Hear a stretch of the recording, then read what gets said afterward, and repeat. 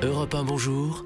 Raphaël Duchemin. À 6h55, c'est l'heure du coup de patte de Nadia Dame. Salut Nadia.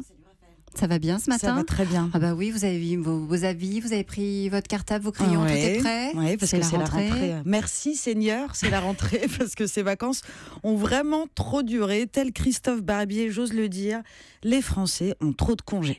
Je rappelle que l'éditorialiste de l'Express avait publié une vidéo cet été dans laquelle il appelait les citoyens à sacrifier un bout de leur congé pour créer de la croissance. Il serait temps que les Français renonçassent d'eux-mêmes à cette 5e semaine de congés payés. Allez, 4 semaines de vacances et on supprime aussi les RTT. Je sens que ça ne va pas me rendre populaire, mais je vous souhaite quand même de bonnes vacances. Allez hop. Allez, sans déconner. Ah oui. Alors la prochaine étape, c'est donc que Christophe Barbier nous explique qu'il est temps que les Français renonçassent au pause déjeuner, travaillassent 70 heures par semaine, je crois pas qu'on dit comme ça, et se privassent de tout ce qui rend la vie plus douce, tels les ponts du mois de mai, l'alcool en happy hour et une sexualité active. Moi, je veux pas m'avancer, mais je crois que pour l'instant, s'il y a un truc à sacrifier, les Français sont davantage enclins à renoncer à Christophe Barbier. Reste qu'en effet, rien de bon ne ressort des vacances. L'été, c'est ce qui a permis la naissance de multiples créations du malin, telles le Pentacourt, les embouteillages et les photos de pieds sur Instagram. Et surtout, qu'est-ce qu'on s'ennuie en vacances?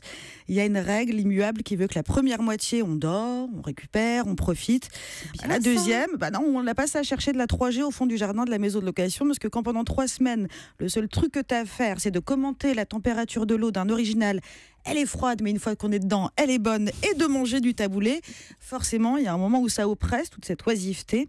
Alors la bouffe, justement, parlons-en, oui. On mange mal en été, il faut le dire, ou plutôt on mange rien, parce que quelqu'un a décrété qu'au-delà de 18 degrés, il fallait manger léger. Alors tu fais comme tout le monde, tu bouffes ta chipot au barbecue et ta tomate mozza, comme il n'y a rien à bouffer, on n'a même pas besoin de dire les mots en entier.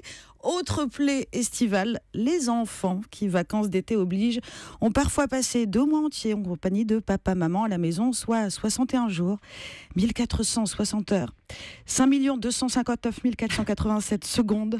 Maman qui attendent la rentrée avec impatience et non sans s'être préalablement autoligaturé les trompes avec le compas de la liste de fournitures, sans parler des enfants de nos amis avec qui on a eu la mauvaise idée de partager un gîte et à cause desquels on a songé à se lever la nuit pour désactiver l'alarme de la piscine sécurisée. Non, vraiment, les vacances, c'est l'enfer. Le seul truc pire que les vacances d'été, ce serait les photos des pieds de Christophe Barbier en Pentacourt sur Instagram. Le coup de patte de Nadia Dame à 7h-2 sur Europe 1. Europe 1.